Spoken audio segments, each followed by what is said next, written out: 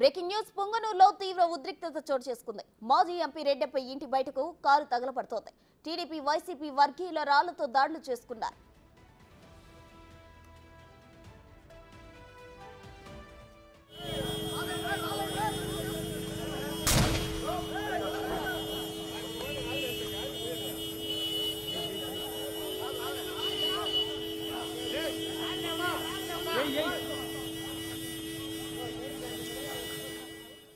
పొంగనూరులో తీవ్ర ఉద్రిక్తత చోటు చేసుకుంది. మాజీ ఎంపీ రెడ్డప్ప ఇంటి బయట కారు తగలబడుతోంది. టీడీపీ వైసీపీ వర్గీయులు రాళ్లతో దాడులు చేసుకున్నారు.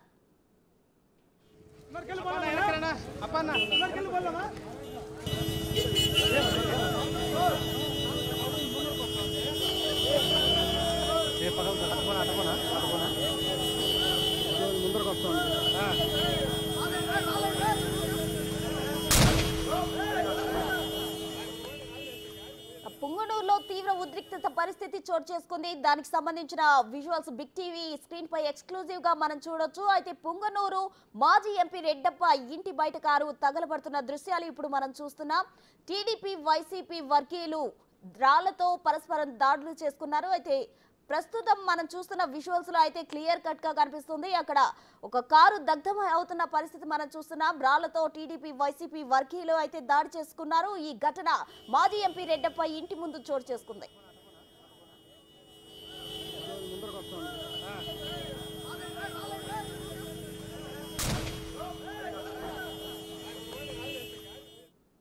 పొంగనూరులో జరిగిన ఈ ఘటనకు సంబంధించి మరిన్ని వివరాలు మా ప్రతినిధి దామోదర్ అందిస్తారు. దామోదర్, చెప్పండి. అయితే మాజీ ఎంపీ రెడ్డప్ప ఇంటి బయట కారు తగలబడుతుంది. అటు వైసీపీ టీడీపీ వర్గీయుల మధ్య కూడా రాళ్ల దాడి జరుగుతోంది. ఓవరాల్ డీటెయిల్స్ ఏంటి?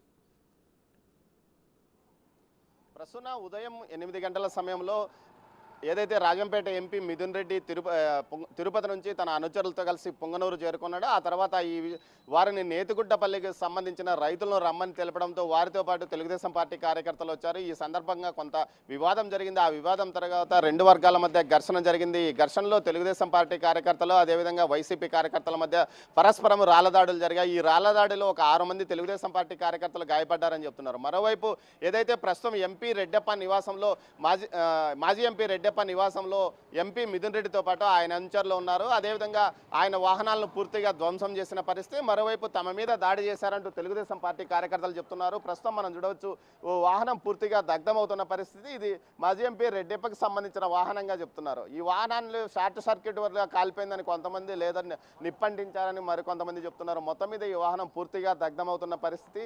దీంతో ఈ చుట్టుపక్కల ప్రాంతాల వాళ్ళు కూడా భయపడి ఇంట్లో నుంచి బయటికి రాని పరిస్థితి ఏర్పడింది. మరోవైపు ఏదైతే తిరుపతి నుంచి వచ్చిన వాహనాల్లో ఆయుధాలు కూడా ఉన్నాయంటూ కూడా టీడీపీ శ్రేణులు ఆరోపిస్తున్నారు. కత్తులతోనూ కర్రలతోనూ రాడ్లతోనూ వచ్చారని చెప్తున్నారు. మనం చూడొచ్చు, ఇప్పుడు ఒక్కసారిగా టైర్లు అవన్నీ పేలిపోతున్న విజువల్స్ని కూడా మనం ప్రత్యక్షంగా ఎక్స్క్లూజివ్గా చూడవచ్చు. మొత్తం మీద ఏదైతే టీడీపీ వైసీపీ మధ్య జరుగుతున్న గొడవల్లోనే ఇది జరుగుతుందని చెప్పవచ్చు. మరోవైపు ఉదయం నుంచి జరిగిన ఘటనలు తీసుకుంటే ఆ రైతులకు సంబంధించి ప్రశ్న చెప్పండి. అక్కడ పేలుడు శబ్దాలు వినిపిస్తున్నాయి, ఏంటవి?